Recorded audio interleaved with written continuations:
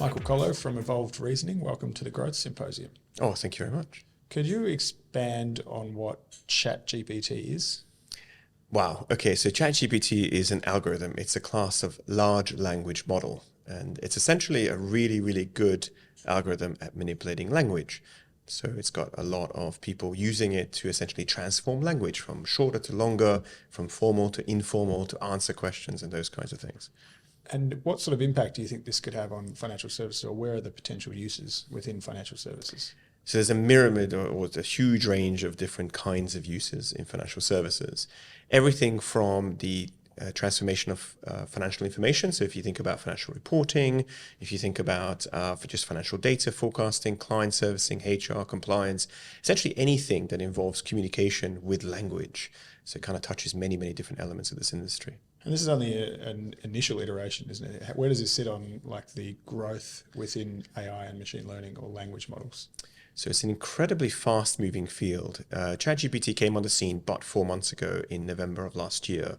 In the first week, it had 1.2 million users. In the first 3 months, it had 300 million users. And since then, GPT-4 has been released, an upgrade to the previous version as well. Things are moving incredibly fast. Microsoft has invested 10 billion to kind of roll it around across Office space, and other entrants are coming. Google is releasing a Bard, which is its competitor product, as well as other smaller independent companies as well. And from the context of a financial advisor who might, write to their clients, manage portfolios, where do you see the kind of direct potential uses of this type of software? So as I said, I think it touches on almost every single point of that workflow. So say, for example, you're a financial advisor, you receive a financial report or some kind of market review. You take that, you put it into ChatGPT, it helps you to summarize it, it helps you to interrogate it, it helps you to write an email about it, it helps you to answer questions from the client about it, and so on and so on. Anything that you would do over language or email, ChatGPT will be able to help you and augment and probably improve upon the things that you do today. And what are some of the weaknesses of the platform? Well, so ChatGPT is fantastic at language and poor at math, which might sound like a lot of people that we know.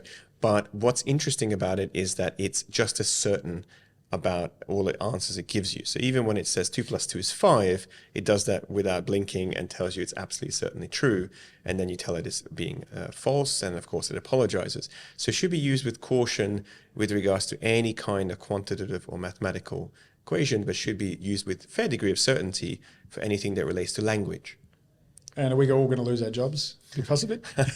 No, just me. Yeah.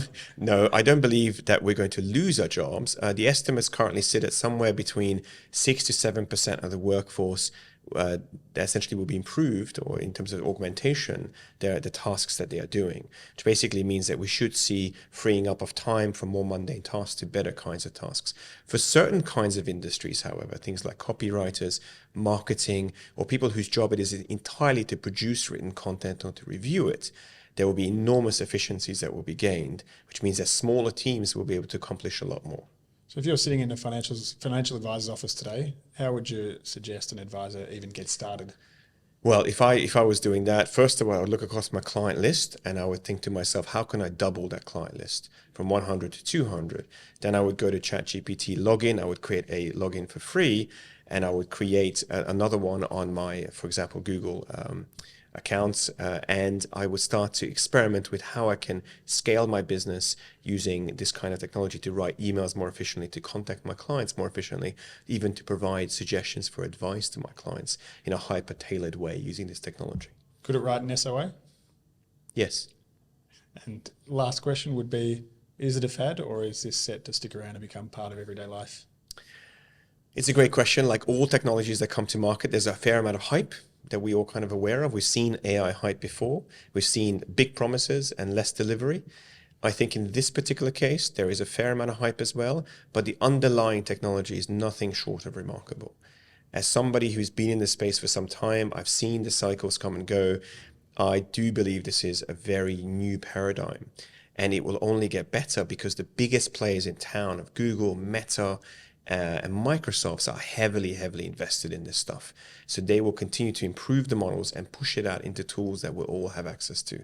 So it's not a couple of niche players on the west coast of America. It's not a couple of exploratory companies. These are the biggest end of tech town and they're going to embrace this technology and they're going to make it better and more useful. It's not going anywhere. Michael Kollo, thank you. Thank you.